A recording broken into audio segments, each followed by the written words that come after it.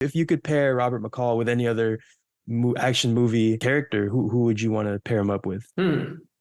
That's really interesting.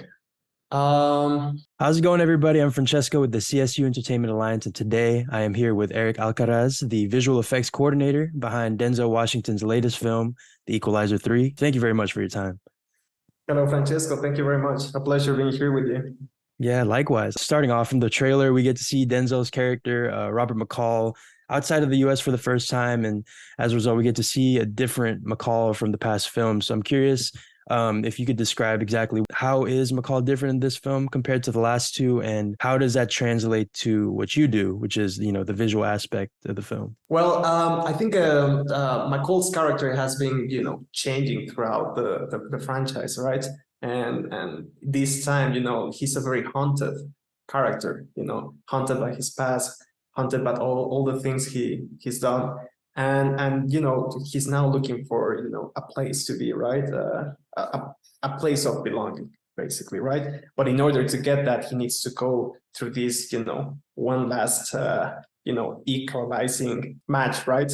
And well, it translates to my work that, we had to do a more brutal equalizer, more savage equalizer. We had to work closely with, the director and everything, and the stunt coordinator to be able to get those, high peaks in the action scenes. The next question is, there's been a lot of discussion lately about, VFX, and some people say you shouldn't notice it, but then there are films like Bardos, which you worked on, that kind of dip into the surreal. So I'm curious, I'd love to hear from you, like, what to use a definition of a good visual effect, or maybe an aspect of it that kind of goes overlooked. Well, for me, the best visual effects is the one that you don't see, right? If we've done our job well, you're not going to notice them, right? Because at the end of the day, that's going to allow you to be immersed in the story. And that, all these different projects have given me that, expertise, that practice, to be able to translate all the visual effects and help enhance the story. Right. Everything serves the story at the end of the day, or the director's vision. So the whole series, the Equalizer series, starts off with this quote by Mark Twain: "The two most important days in your life are the day you were born and the day you find out why." And I'm curious if you could recall a little bit of the day that you found out, your purpose, or, your calling towards working in the entertainment industry. Yes, it's interesting because, I've never, someone once told me that if you want, if you want God, how's the phrase? If you want God to laugh at you, tell him your plans. Oh yeah, I've heard that phrase. You make plans and God laughs. Yeah. It's something like that, just like that. So it's been like I've never planned too much, like, where do I want to go? I just know since I was very young that I want to tell stories, right? That I wanted to be a filmmaker. I started just taking every opportunity I could, that got in my hands, and just one thing led to the other, right? But at the end of the day, it feels really fulfilling to be able to do what you love. And at the end of the day, I think that each one of us should strive for that, to do the things that you actually are passionate about, because at the end of the day, you go to bed and then you're happy doing the things you love and the things that you believe on. Yeah, I mean, what is it about storytelling to you that's very fulfilling, or that you find so like purposeful for you? I think that, when I was very young, I would read stories or watch films, or literature, or even in music. When someone would say something, or you read something, a certain paragraph, and you just feel less lonely, right? Like somebody else in the world just feels the way you feel. Like, I know I feel this way, but I haven't been able to verbalize that. And then somebody that I don't know, somewhere in the world, feels the exact same way. And that resonates with you. And it's just that aha moment that you're like, at the end of the day, I think that's what I'm pursuing. I'm pursuing for those, moments where I feel identified. And I hope that people will feel identified with the work I do. I mean, do you remember some of those films? Like, what were those films that like foundational points for you that you watched and you kind of felt very inspired? Maybe you didn't even know it at the time, but it inspired you to continue down that path. Yeah, I guess, like the first, let's say, the first movie that really, really touched me was a Mexican film by a Spanish Mexican director called Luis Buñuel. He did The Exterminator Angel. And it's this very weird story about, these very rich people that they're all in a room and they can't get out of the room. So they start behaving like savages and they just go to the most basic, human instinct we have, and they're just trapped. And the director never tells you the reason why they're trapped. They just can't get out of the room. But that was like a breaking point for me because it opened the eyes to me, to be able to say like, wow, okay, I don't know what's going on here, but definitely there's something else going on apart from what I'm seeing of the film, right? Like there's just so many layers of that. And that's when I just started researching more about, all these films and all these directors. And I don't know, The Lobster, for example, Yorgos Lanthimos' The Lobster. It's an absurdist movie, but it really questions you. Why are we as humans looking to be, with a partner? And it's a very deep reflection. I don't know. It feels to me, it's really interesting that, someone else is asking you to question your beliefs and know why you want to do, why we do the things we do. Is it because we are programmed to do that?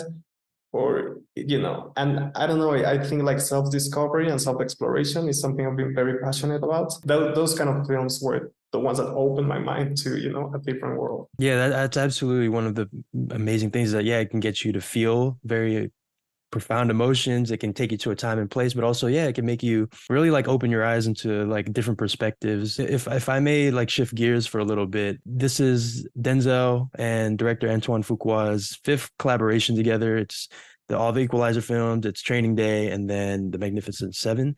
Just curious, from your perspective, working with them, why has this duo been so successful and been so collaborative in their work? I think they both understand what they want to do, right? Like what's the goal they're going for, and as well, they're not afraid of experimenting on the process throughout the process, right?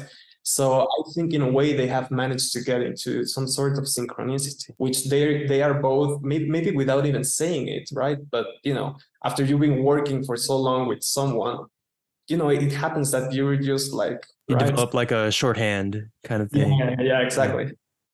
So I think that's why they managed to get into this zone of creating. Yeah, I think that's why they're just such an unstoppable duo. You said that they, collaborate very much and they're very much like pushing each other, beyond, they've done in the past. And I'm curious what ways did they push you and this project push you in a way that maybe you hadn't been before? Well, first and foremost, I've never worked on an action film before. So this was my first time. So I didn't know what was the rhythm like, And then as well, it got me out of my comfort zone. Because I was working in Italy with a lot of Italian crew. Most of them would speak English, but then from time to time you would face people that doesn't speak English very well, right? So it's you need to make your best to be able to get your message across to the people, all the directions, right? So at the end of the day, that makes you better because you're out of your comfort zone and you find new ways to make things. A lot of things get as well lost in translation. So you're asking for something and then they bring like a completely different thing. Yeah. And just to follow up a little bit, you mentioned this was your first action film. What was different about it compared to like what you've done before? Like what was something you learned about working on an action film?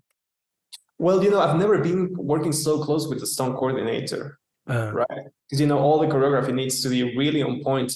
And, in order to make good visual effects, we need to be on the same page. I knew that process existed, but I never got to experience it myself. So that was, it was, a little bit difficult in the beginning to, know how it works and how to communicate with the stunt coordinator. But once we get that rolling, it came to be very easy. That's great. Yeah, I have two more questions for you, if that's okay. This next one's a little bit of a fun one, if you'll humor me. So, the Equalizer films, I feel like they enter this long line of action films. Like, you know, like Die Hard or like recently with John Wick, you know, these super entertaining films that you fall in love with the main character and you want to see them, you know, succeed, and you see them doing these crazy things and you're just like, that's, you know, that's my guy. Do I look like a killer? I'm curious, you know, for you, if you could pair Robert McCall with any other action movie character, who would you want to pair him up with? That's really interesting. With some other character, I don't know, because, you know, like the thing with McCall is that he's just so sneaky, so silent. I would say maybe what's the name of this film? I think that the film is called in English The Assassin. Assassin. I think you know, it's Natalie Portman when she was really, really young. Eventually. The Professional. The Professional with Gary Oldman. That character, he was as well very sneaky, right? The way he killed, you know, the guys and everything, he was like very, very professional, like the title suggests, right? I would say, yeah, I find like a you know, resemblance between those two characters. I can see that. They're just kind of like admiring each other's work. Like, okay, like I would maybe do that too. Last question for you. You know, like I said before, I'm with the CSU Entertainment Alliance, and we're here to help get underrepresented students into the film industry. And so I just would love to hear what is anything really that you've learned personally working in this industry that you'd like to share with anyone aspiring to work. Well, what I would suggest is to in the beginning, if you're starting off, just, you know, first of all, bear in mind what are the things that you like, right? And where are you going, right? Where would you want to go? And then take as many opportunities as you can get. Yeah. In the beginning, I started saying yes to absolutely everything. Every project, no matter how big or small it was, I would just say yes to everything. Because at the end of the day, you know, someone once told me that luck is when opportunity and preparation meets. What I started doing is just to keep on preparing myself and putting myself out there. And then, yeah, before you even know, then, you know, someone just says something, and then, yeah, you're going to be invited to a project, and then that's going to lead to another one. That's going to lead to another one. So just keep on going out there and keep on taking as many opportunities as you can. And eventually you will get on the right path for sure.